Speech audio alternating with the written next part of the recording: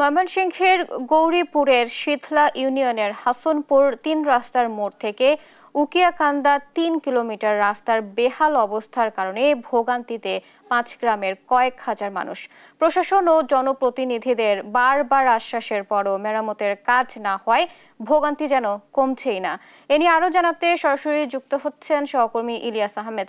ইলিয়াস, রাস্তা সংস্কার নিয়ে কর্তৃপক্ষ কি বলছেন, আমাদের এ বিষয়ে জানাবেন।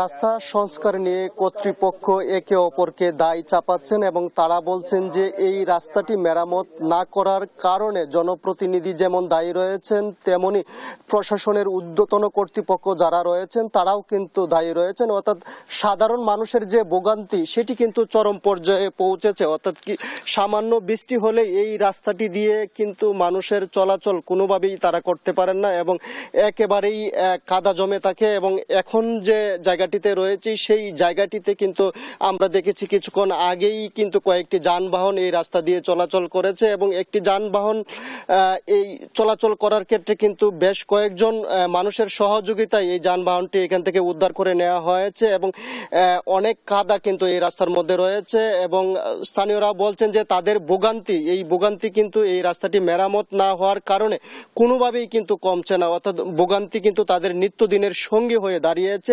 আমরা যদি স্থানীয় একজনের সঙ্গে একটু কথা বলতে চাই রাস্তাটি নিয়ে, রাস্তাটি কতদিন ধরে সংস্কার হচ্ছে না, এতে করে কি কি সমস্যা হচ্ছে?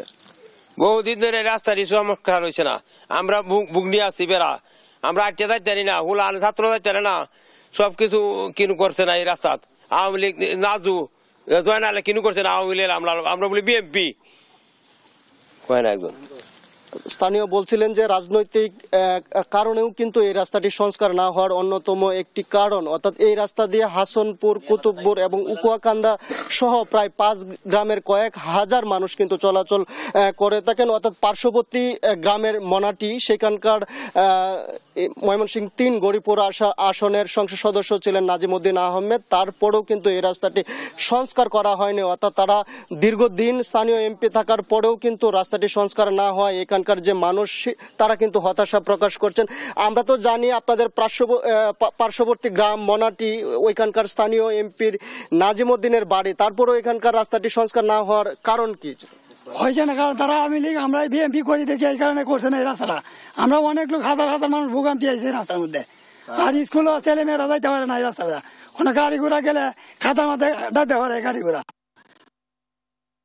এই ৮ বাজার চলাচল করতে পারে এবং হাসনপুর, এই ৩ গ্রামের অনেক তাদের যে কথা বলছেন এবং আমরা নিয়ে স্থানীয় যারা রয়েছেন তাদের সঙ্গে কথা বলেছিলাম। তারা বলছেন যে রাস্তাটির যে বেহাল জমিন তদারকি করে কিন্তু তারা প্রয়োজনীয় পদক্ষেপ নেবেন, এই বিষয়টি আমাদেরকে জানিয়েছেন।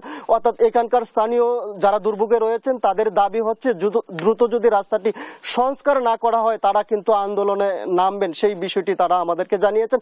এই ছিল আমার কাছে ময়মনসিংহের গৌরীপুর উপজেলার যে শীতলা ইউনিয়নের রাস্তাটির বেহাল অবস্থা তা নিয়ে সর্বশেষ।